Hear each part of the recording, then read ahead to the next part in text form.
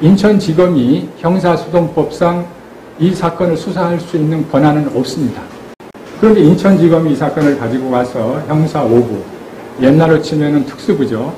거기서 이 사건을 전면으로 재수사를 합니다. 인천지검의 그 수사가 또 경찰의 수사와 마찬가지로 1년 6개월 동안 다시 진행이 됐습니다. 경찰의 수사 강도보다 더 높은 강도의 수사가 진행이 됐습니다. 그 수사 과정에서의 불법과 여러 가지 수사 절차와 과정을 지키지 않은 것은 나중에 재판을 통해서 저희가 주장을 하고 거기에 대한 관련자들에 대해서 책임을 물을 겁니다. 네, 저는 이제 처음 참관을 하게 됐는데요.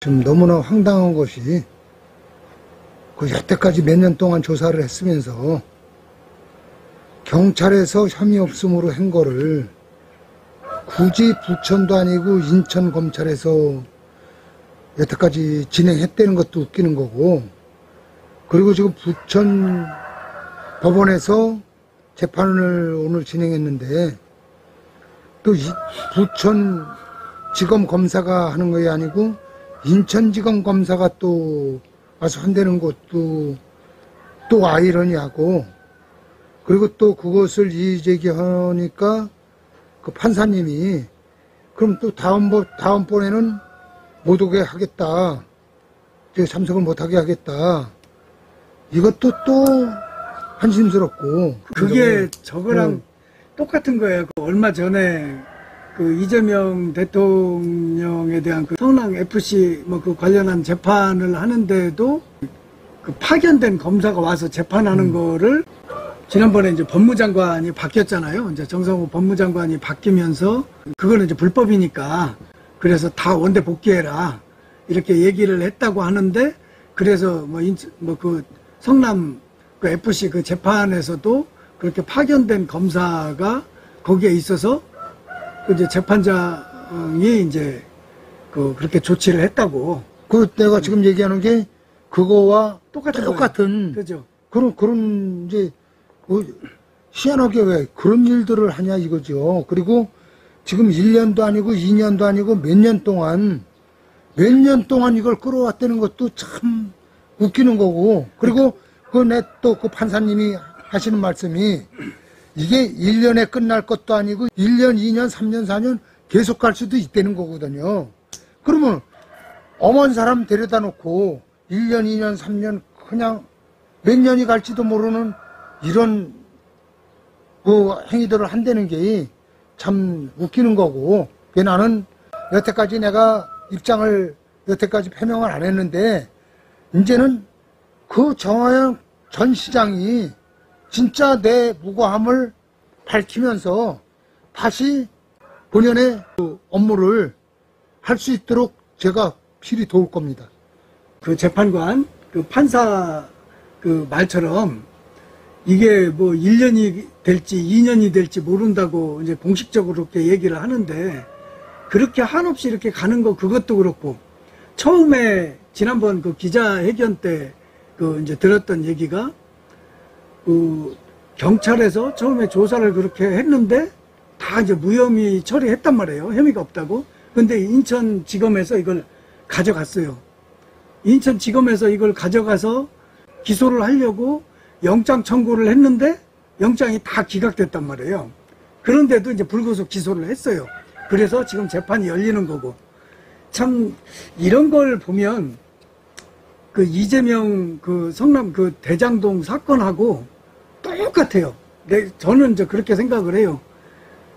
그래서 오늘 그 재판관이 하는 얘기도 그렇고, 검사가 두 사람이 나왔는데 한 사람은 이제 그 부천 지원 검사고 또 한 사람은 이제 수사를 했던 인천지검 검사고, 그런데 그 재판 그 판사가 여기 있는 거 그 불법 아니냐, 그래서 다음부터는 그 검사가 안 나오도록 조치하겠다, 이제 이렇게 이제 얘기를 한 거고, 그런 걸로 보면 어쨌든 뭐 지금까지 제가 보기로는 이거는 완전히 김포판 대장동 사건이다. 저는 그렇게 생각을. 1차적으로 김포경찰서에서도 일단 두 번의 강도 높은 조사를 해서 김포시장은 아무 혐의가 없다. 무혐의 처리된 부분이 있겠고요.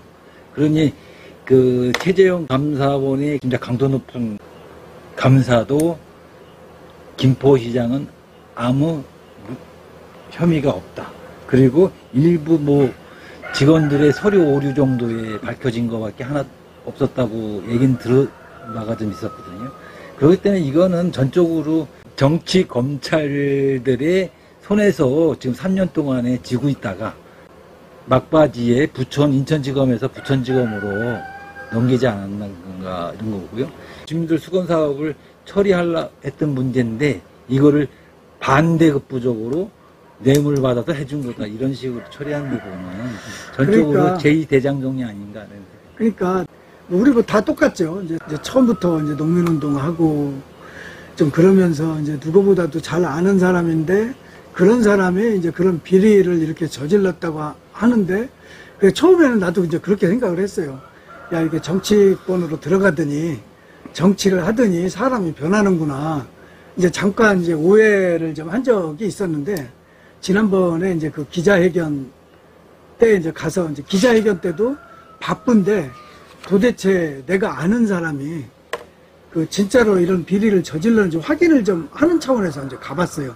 갔더니 진짜 기가 막히더라고. 그때 기자회견 때 느꼈던 게 야, 이거는 진짜 이재명이 김포로 온 것 같은 꼭 이제 그런 생각이 들었거든요. 참 그런 측면에서 어쨌든 앞으로도 재판도 이제 계속 지켜볼 거예요.